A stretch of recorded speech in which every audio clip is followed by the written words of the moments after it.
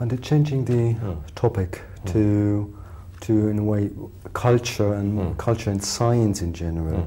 Over the last, well, not only years, the last centuries maybe, the results of science, of scientific research, have very much opposed and destructed traditional held views of religion. And people might say that in Buddhism there are some quite strange views as well, like, say, the law of karma and rebirth, or the notion of higher worlds or higher spheres, etc. So how would Buddhism relate to that? Well, to take up this question of higher worlds and higher spheres, I don't see how science could prove or disprove those. They belong to quite different realms of experience. But what science could have something to say about, for instance, the age of the Earth. Christians believed that the world was created 4000 BC. I think one can say that science has disproved that. Again, in some Buddhist scriptures we find the statement, or seem to find the statement, that the Earth is flat.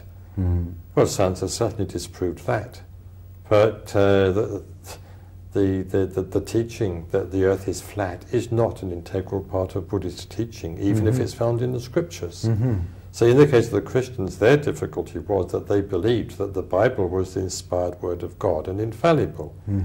And if the Bible said the world was created, in six days, and if it said it was created 4,000 years BC, which it didn't actually say, but that could be deduced from other things that the Bible said, well, it had to be accepted because it was the word of God.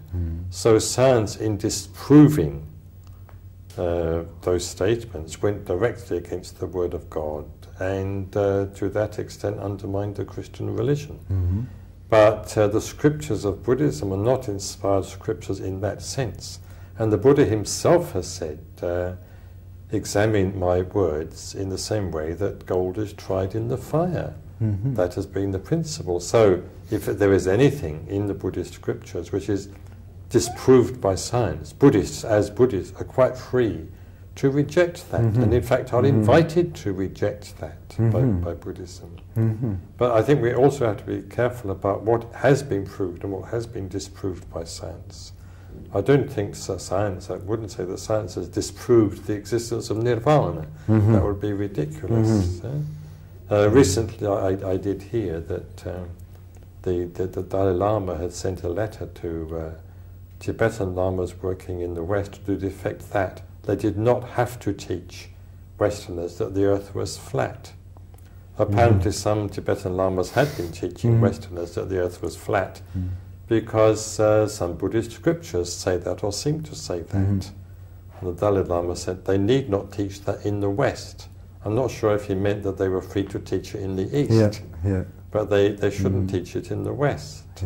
But then I have found some Western followers of Tibetan Buddhism have become quite confused because some lamas in the West, basing themselves on Buddhist scriptures, have made statements which are quite unacceptable to the Western scientific mind. So we have to make those sort of distinctions. Even if a lama tells you that the earth is flat, well, maybe according to some forms of Tibetan Buddhism you have to believe that, though the Dalai Lama wouldn't expect you to now, it seems.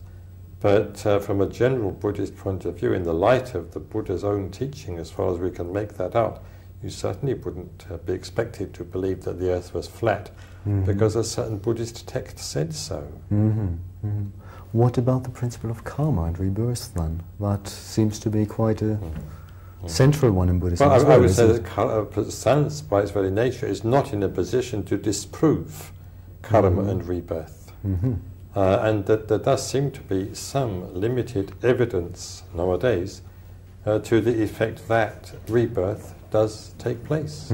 There has been a sort of scientific investigation of a number of cases of what are called alleged recollections, or recollections of alleged previous lives. And it does seem that there are a handful of cases which have been verified using, as far as one can see, scientific methods. But how one would establish by scientific methods that rebirth never took place, I don't know.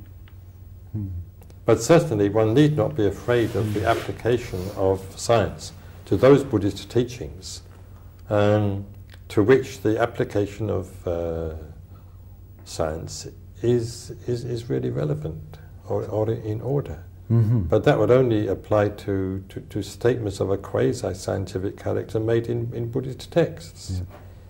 If Buddhism said, well, if Buddhism maintained that the physical world was constituted in a particular way, well, science would have the right to examine that and to pronounce whether it was so or not. But if Buddhism says that, well, nirvana is of such and such nature, well, that lies entirely beyond the province of science to pronounce upon. So if one could even say that if science disproves a certain Buddhist teaching, actually disproves it, a Buddhist teaching in the sense of a teaching that is found in Buddhist texts, or even one that's attributed to the Buddha himself, is no part of essential Buddhist teaching. That cannot be touched, because it pertains to a sphere, eventually, which is altogether beyond the purview of science.